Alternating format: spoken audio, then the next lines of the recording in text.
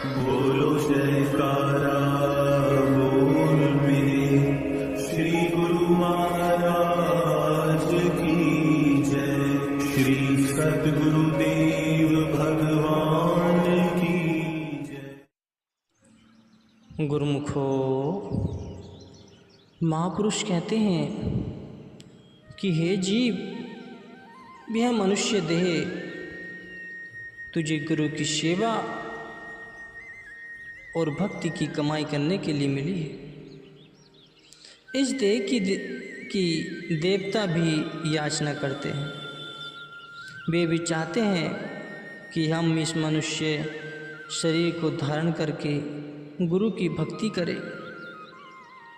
इस वास्ते इसको पाकर तुझे अवश्य भक्ति करनी चाहिए और यह देह मालिक की सेवा में लगानी चाहिए और इस बात को भूलना नहीं चाहिए, अर्थात अचेत नहीं रहना चाहिए, क्योंकि मनुष्य जन्म का असली तात्पर्य यही है।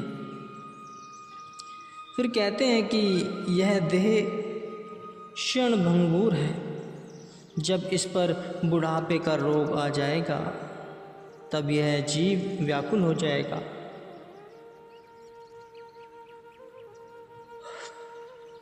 और यह देह पल भर में काल का ग्रास बन जाएगी। इस वास्ते तुझे शीघ्र भगवान का भजन कर लेना चाहिए। ये भाई, यदि अब न भजेगा तो फिर कब भजेगा?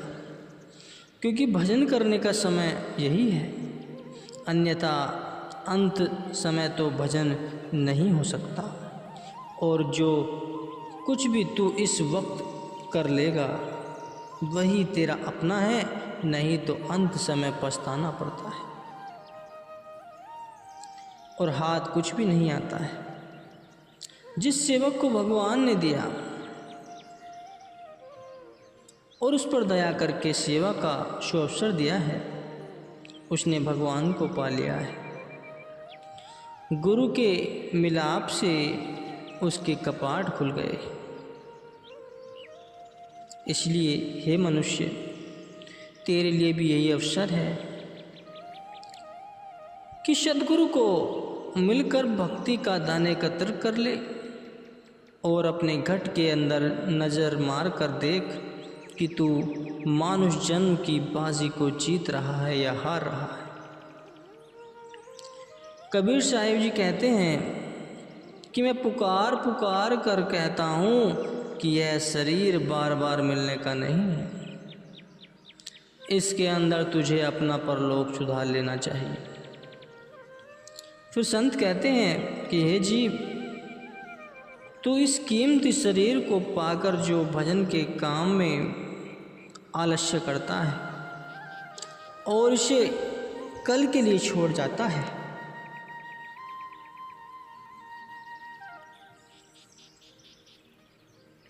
सो यह तेरी उस आदमी की सी मिसाल है जिसे एक साधु की सेवा करने से सप्ताह के लिए पारस मणि मिली थी और उसने उसे कुछ लाभ नहीं उठाया। इसी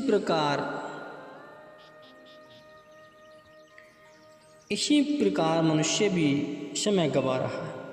जो समय गंवा रहा है वो बाद में पछताएगा। संत कहते हैं जीव करोड़ों वर्षों से टेढ़ी योनियों के अंदर ठोकरें खाते हुए देखकर मालिक ने अति दया करके तुझे यह हीरा जन्म दिया है। इसमें भगवान की भक्ति रूपी धन को पाकर नीच योनियों के कंगालपन से छूट, परंतु तूने अनमोल समय माया की गिनतियाँ गिनने में हाथ से खो दिया और जो लाभ इससे उठाना था वह नहीं उठा पाया। इस मनुष्य शरीर को पाकर कुछ ऐसा यत्न करना चाहिए जिससे मालिक की भक्ति हाथ आए और उस परमपिता प्रभु के चरणों का मिलाप हो क्योंकि ऐसा उत्तम और अनमोल जन्म बारंबार मिलने का नहीं है। संत कहते हैं जी, इस संसार में केवल 2 दिनों का जीवन है। इस 2 दिन के जीवन में तू किस बात पर फूला फिरता है और कहता है यह मेरा शरीर है, यह मेरा धन है, यह मेरा परिवार है और मैं इन सब का मालिक हूँ। यह तेरी बड़ी भूल है। तेरी अपनी वस्तु तो केवल एक भगवान का नाम था, उसको तो तूने साथ लिया नहीं और दिन रात अचेतता के अंदर बीतता रहता है, उसमें ही समय गंवा दिया। इसलिए तेरी हालत पर अफसोस है कि तूने इस मनुष्य चोले को भी बदनाम किया और अंत में खाली हाथ संसार से चला गया। फिर कहते हैं कि हे मनुष्य, यदि धन लुट जाए तो चिंता न कर, शरीर चला जाए तो परवाह न कर, कुटुंब परिवार साथ न दे तो अफसोस न कर। इनमें एक बात भी चिंता योग्य नहीं है, क्योंकि ऐसा तो एक दिन होना ही है और अंत होकर रहेगा। इसलिए इन बातों की चिंता करना व्यर्थ है। गुरुवाणी में कहा गया है, चिंता ताकि कीजिए जो अनहोनी होए, यही मार्ग संसार को नानक थिरु नहीं कोय। कि चिंता योग्य बात वह होती है जो अनहोनी हो, परंतु जिस बात को आदि से हम देखते आ रहे हैं और आसपास की हालतें रोज़ यह शिक्षा दे रही हैं कि संसार में किसी वस्तु को भी सदा के लिए ठहराया नहीं है या हर एक वस्तु नाशवान है, फिर उसकी जुदाई में चिंता कैसी। आज जिस वस्तु को हम अपनी खुशी का सामान समझते, कल वह हमारे पास नहीं रहती।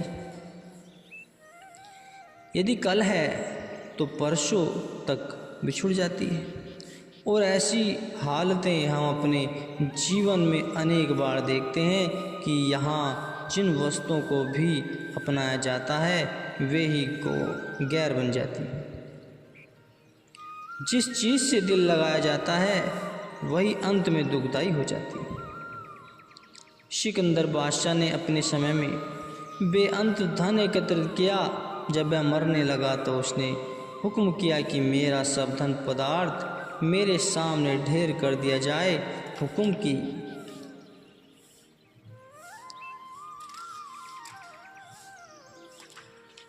की देरी थी। बादशाह के सारे सामान, रुपया पैसा, नौकर चाकर, हाथी घोड़े और लश्कर आदि सब और हाजिर कर दिए। उसने पालकी पर सवार होकर सबकी ओर देखा और पूछने लगा, भाइयों, तुम में से कोई ऐसा भी है जो परलोक में मेरा साथ दे? सब ने रंज के आंसू पोंछते हुए सिर हिला दिया। फिर यही सवाल उस एकत्र किए हुए धन से किया गया।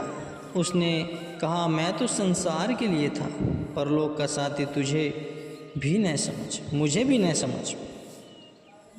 इसने सबकी ओर से इस प्रकार के उत्तर सुनकर ठंडी सांस ली और आंसू बहाते हुए यह शब्द कहे, अफसोस, अगर मुझे यह पता होता कि मरते समय इन वस्तुओं में से कोई भी मेरे साथ नहीं जाएगी तो मैं क्यों लोगों को दुखी करके इनको एकत्रित करता।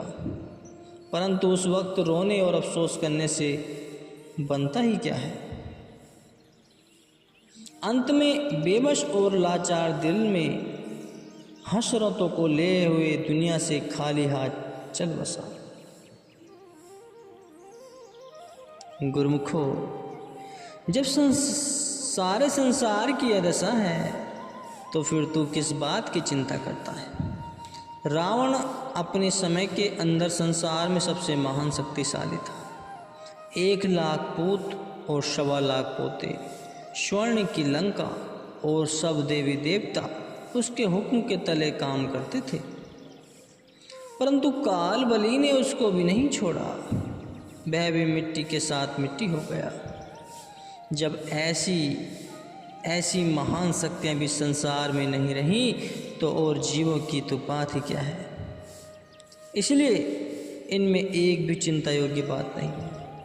तेरे लिए चिंता के लिए योग्य केवल 2 बातें हैं। यदि चिंता होनी चाहिए तो उनकी होनी चाहिए।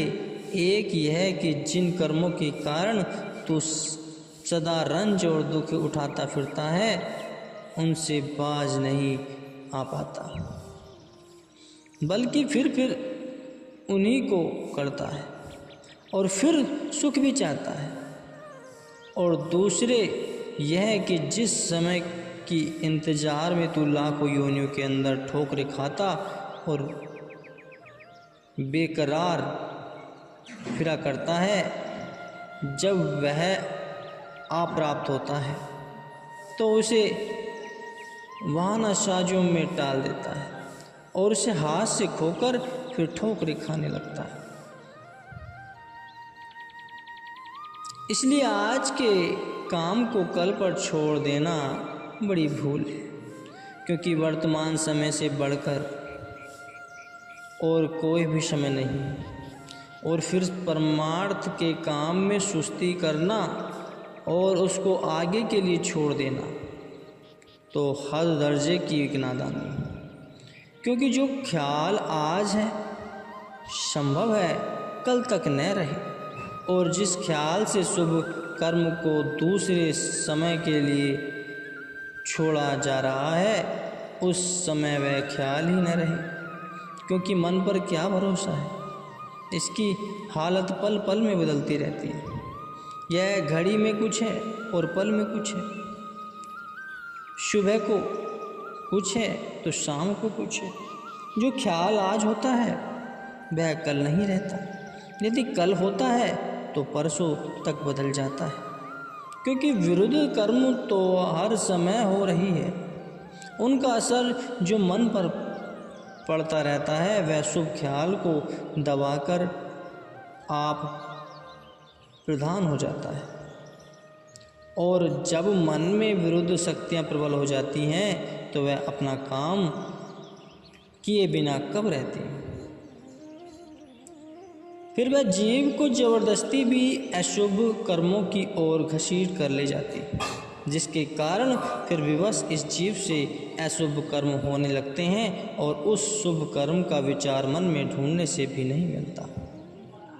विरुद्ध शक्ति धीरे धीरे अपने पांव जमाकर जीव को असलियत से दूर फेंक देती है और जीव बेचारा बेबस होकर नीच योनियों में जा गिरता है। इसलिए परमार्थ के काम को कल के लिए छोड़ देना भारी चूक है। इसका परिणाम सिवाय परेशानी के और कुछ भी नहीं, क्योंकि समय पर हर घड़ी परिवर्तन में रहता है और न मालूम कल को क्या होने वाला है। मनुष्य कुछ सोचता है और ईश्वर को कुछ और मंजूर होता है।